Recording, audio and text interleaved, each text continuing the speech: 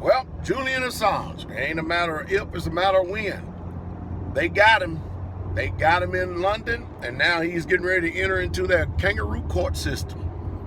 You know, I've told people, and I know many people, I get on their everlasting nerve because I bring out stuff that people just don't want to hear. You know, the Bible talks about, of course, I like referring to it as scripture. It talks about, and I'm going to use modern day terminology, revived Roman Empire. You know that the Roman Empire has been revived ever since Constantine. Did y'all know that?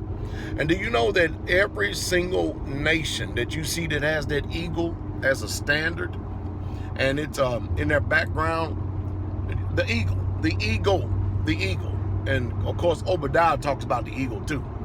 But the eagle, you know that all of those nations are nations that are in cahoots with each other, and what they've done is they try to make us think that they're at odds with each other when they get in front of the cameras, but behind the scenes they're really for each other. Yeah, they're scratching each other's back. They're grandstanding and stage playing in front of the cameras. You know, acting like WWE. They act like the enemies, and then one day you'll be out, and you'll get messages from people, man, I saw such so-and-so. Oh, man, I thought they were enemies, man. No, That's what they're doing, toying around with your minds. Said all that to say this. Here's a man that actually revealed some of the dirt that the United States of America has been involved in the world, and the alleged, I hate even using this word, the Justice Department. Everybody got mad at him for revealing these because apparently he's committing espionage, and apparently he's one of the greatest terrorist threats that there ever has been to the United States of America, because he's leaking information that they say is classified, which when you read the information, you find out who the real terrorists really truly are. See, there's a picture being painted that they don't want Americans, everybody to see America for who they really truly are. But there are people that just don't believe the hype. They don't believe the hype. They know what's going on. It's kind of like the Democrats and Republicans. You know, they're stage playing. Bunch of hypocrites. You think that they're against each other and they're for each other. Man, what a ground. You know, when you get people like, I'll give you somebody who I consider to be a modern day statesman, who said he did his time and he done now.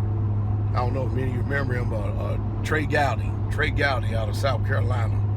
Now that's a statesman. That is a statesman that, boy, I mean, he was real talk. And of course, you know, the establishment was glad to see him go.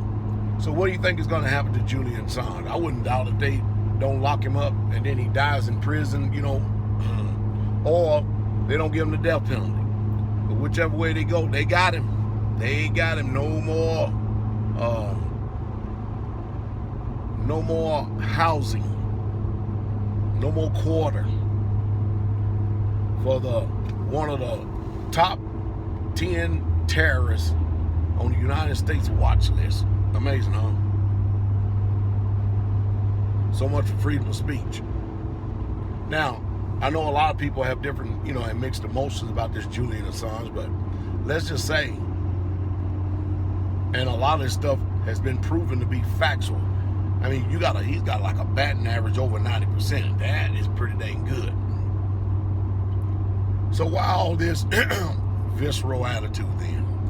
Makes no sense if we're a nation of truth and not a nation of lies.